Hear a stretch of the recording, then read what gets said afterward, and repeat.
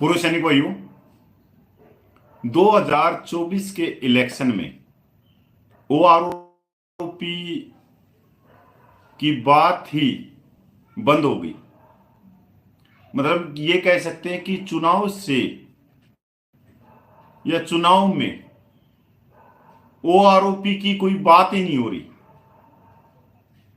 और आप लोग देखोगे कि जब 5 राज्य में चुनाव था, जब ओआरओपी की बात की गई, पर अब बात नहीं की जा रही ओआरओपी की।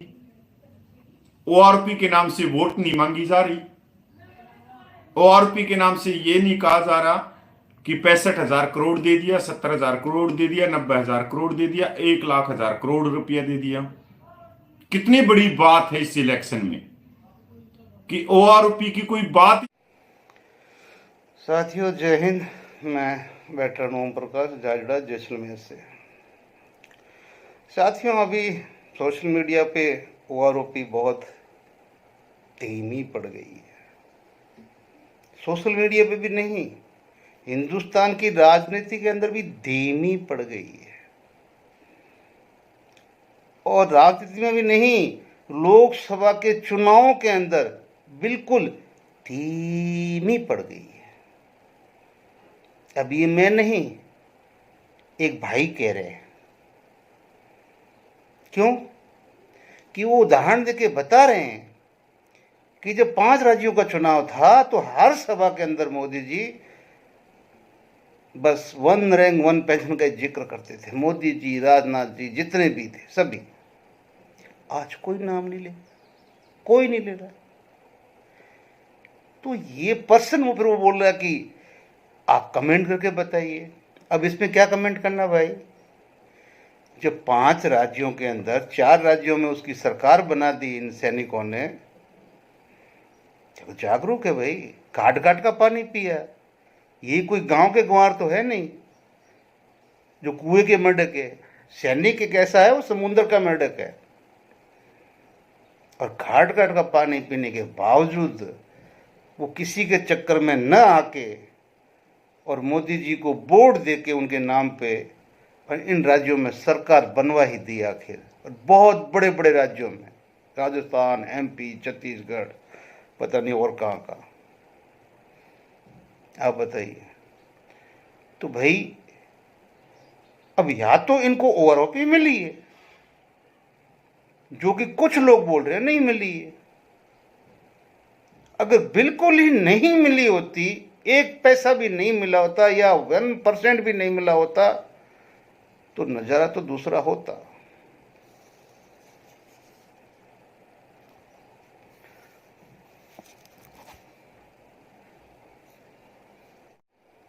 साथियों, जय हिंद, जय भारत, खमा गणी, जय माता दी, राम राम सा। चैत्र पक्ष के प्रथम दिन हमारे हिंदू दिवस की सभी को शुभकामनाएं। हमारे कैलेंडर का पहला दिन, विक्रम संवत का पहला दिन।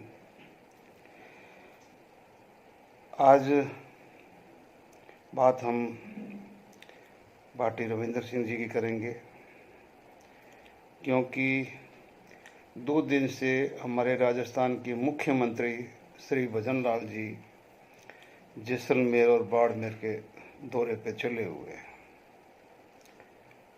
वो परसों रात को यहाँ जैसलमेर थे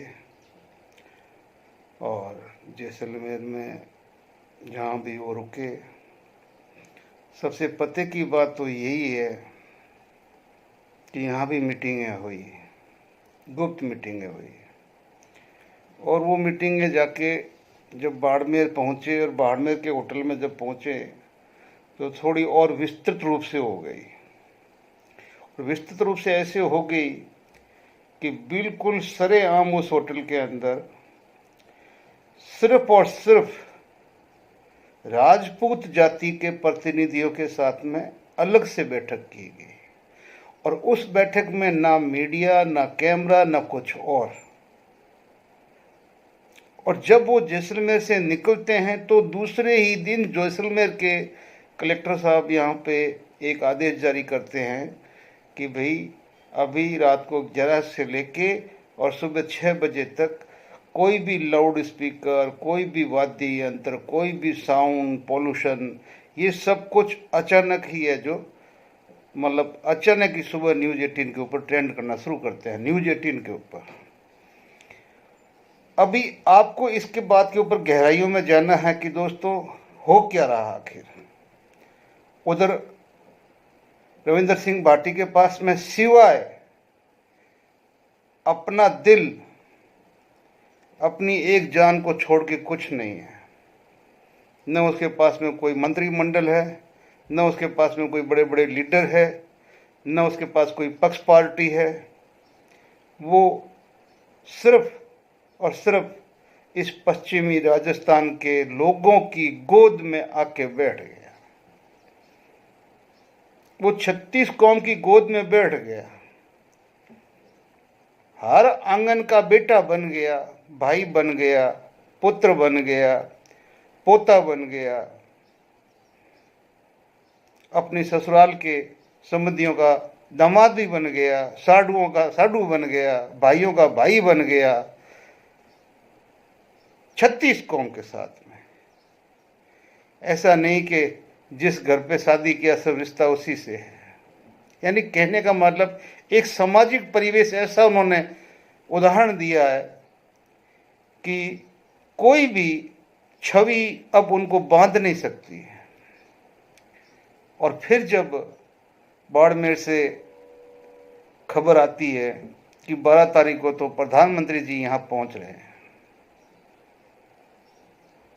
सोचिए आप, जब राजस्थान की सरकार यहाँ बाड़मेर जैसलमेर घूम रही है और दिल्ली भी यहाँ बाड़मेर आ रही है, और साथ में एक बात और बता दूं कि जहाँ बीजेपी का सबसे बड़ा गेम बिगड़ रहा है गुजरात में, रूपाला की वजह से, उनका केंद्रीय मंत्री की वजह से समस्त राजपूतों ने बायकॉट कर दिया।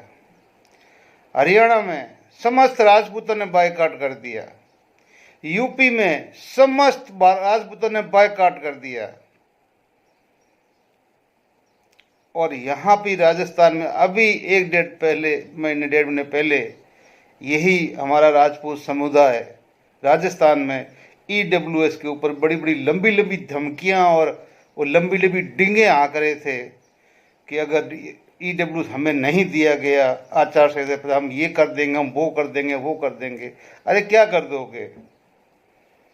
रविंदर सिंह भाटी के खिलाफ साजिशें करोगे। लेकिन वो कोई चंद गिने मुने लोग हैं, सारे राजपूत नहीं हैं। मैं राजपूत शब्द क्यों यूज कर रहा हूं? क्योंकि आज इस बीजेपी ने सबको सबसे ज्यादा धोखा दिया है तो स्वर्ण कास्ट को दिया है, जिसने इसको खड़ा किया। मैंने भी जिंदगी में अभी तक सच बोल रहा हूं, अपने ईमान की कसम, अपनी विद्या की कसम, कि मैंने आज तक किसी, पहले हलवाड़ी थी, जनता पार्टी थी, कोई पार्टी थी, बीजेपी हुई, हमने इन्हीं को वोट दिया जन्म से आज तक। अभी भी हम बीजेपी को ही वोट देंगे भाई। लेकिन वो कहाँ? गांव में। लेकिन फिर भी हम बोल रहे हैं कि हमारे साथ धोखा क्यों साहब? क्यों? क्या बिगड़ा? ये स्वर्ण कास्ट ने बिगड़ा क्या आपको? अपना खून पानी सब कुछ देके के खड़ा किया।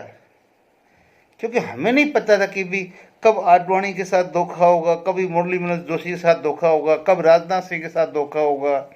ये सारे धोखे अब हम आंखों से देख रहे हैं ना। कब जसवंत सिंह जी के साथ धोखा हुआ तो हमने देखा कि आखिर अभी आपने तो जड़ से ही काटना शुरू कर दोगे।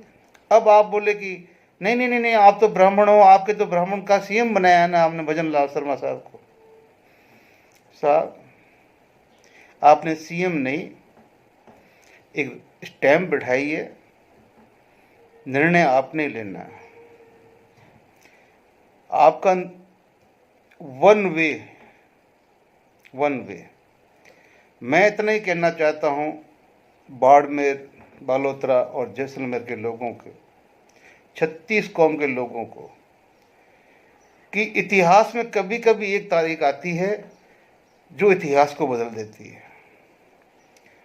आज आज़ादी के इतने सालों के बाद में जवाहर सिंह जी ने जो कहा था कि हमारी ये जितनी भी संपदा है लुटेरे लूट लेके जाएंगे, और लेके जा रहे हैं।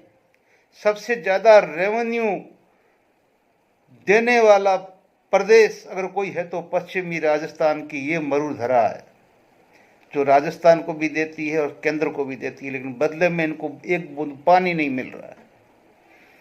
अरे ये एक नौजवान खड़ा तो हुआ है जो तुम्हें जागृत कर रहा है कि तुम्हारे हक है, तुम्हारा अपना है, तुम्हारे अपने खनिज है, सब कुछ तुम्हारा अपना है, तुम्हारी अपनी जमीन है, तुम्हारा तेल है, तुम्हारा पेट्रोलियम है, तुम्हारा लिग्नाइट है, सब कुछ तुम्हारा है, तुम्हारी ये धरती है, तुम्हारा सोलर है, तुम्हारी पवन ऊर्जा है। लेकिन यहाँ पे राज कोई दूसरे कर रहे हैं, थैले कोई और भर रहे हैं, बैंक कोई और भर रहे हैं, और जो यहाँ का वासिंदा है वो बेचारा वही पखाल, वही ऊंट, वही गधा, वही पखाल, वही भेड़े, वही वो। क्या गलत कहा इस लड़के ने, रविंदर सिंह भाटी ने? सिर्फ आपके जमीर को झंझोड़ा और एक विश्वास दिलाया कि मेरी उम्र ही क्या हुई है, क्या उम्र हुई है, लेकिन मैं अगर गया आज जीना शुरू करा, मालिक ने मुझे उम्र दी तो जिंदगी भर तुम्हारे लिए लड़ूंगा। तब बोल रहा हूं कि इतिहास में एक तारीख आती है और आपके पास में वो तारीख है 26। आज जहां डैमेज कंट्रोल करना वहां मोदी जी नहीं जाएंगे। अरे मोदी जी यहाँ की चिंता मत करो, अगर कोई हमारी बात आप तक पहुंचा दे, ये रविंदर भाटी है, जब जरूरत पड़ेगी तो एक वोट अपना दे देगा आपको, अगर वहां जरूरत पड़ेगी तो वाजपेयी जी की तरह आपकी वोट, आपकी भी सरकार गिरने नहीं देगा। लेकिन अगर आप भी उसमें शामिल होंगे जिन्होंने भाटी रविंद्र के पांव काटने के लिए कोशिश की है, तो फिर आपका रहेगा कुछ नहीं। आप आइए, मोस्ट वेलकम है, आपका भी स्वागत है। लेकिन इस बार ये कोई राजनीतिक पार्टी की बात तो है ही नहीं, नेता की कोई बात है ही नहीं, ये तो अपने पुरखों की विरासत की बात है। पुरखों के पास विरासत थी, जो लोगों ने कब्जा किया, उसको छुड़वाने की बात है, अपने हुकूक की बात करने की बात है, अपना हक लेने की बात है, जो इसके अंदर दम है और ये लेगा। इसलिए मैंने बोला ना कि अब ये डेजर्ट स्टॉर्म बन गया, रेगिस्तानी तूफान। ये डेजर्ट स्टॉर्म, रेगिस्तानी तूफान दिल्ली की संसद में आके ही दम लेगा। इसलिए सब अपने अपने धर्म के रास्ते चलो। अगले ने एक बड़ी कसम खाई है कि जब तक जीऊंगा तब तक राजनीति और राजधर्म सर पे रखूंगा, यहां पे नहीं तो राजनीति छोड़ दूंगा। हमें तो इनके वचनों पे, एक एक वचन के ऊपर विश्वास है। और वाह क्या है भाटी साहब, आपने यार एप्पल पढ़ाया लोगों को। बच्चे क्या, आप तो 99 ईयर के बुढ़े भी बोल रहे हैं A for Apple, A for Apple. 9 north है, 9वीं जगह पे एप्पल पे जिंदाबाद। और सेव तो मिठाई होता है भाई, स्वास्थ्यकारी होता है। बोलते हैं कि अगर एक सेव कोई आदमी एक दिन में खा ले तो कभी भी उसको कोई रोग नहीं लगता है। तो मैं आप सभी से यही कहना चाहूँगा कि सब कुछ पीछे छोड़ दीजिए। इस 26 तारीख को कोई पार्टी नहीं है, कोई नेता नहीं है। आपके सामने आपके घर का एक बच्चा खड़ा हो गया, क्या आप उसको धक्का मारोगे, बाहर निकालोगे? जिद कर लिया उसने, अंकल, पापा, दादा, दादी, नाना, नानी सबके सामने अपने रिश्ते रख के जिद कर लिया कि मैं तो करूंगा। तो क्या करोगे? पार कर दो। जिद कर लिया तो पार कर दो, पीछे मत हटो। जय हिंद, जय भारत, एप्पल जिंदाबाद।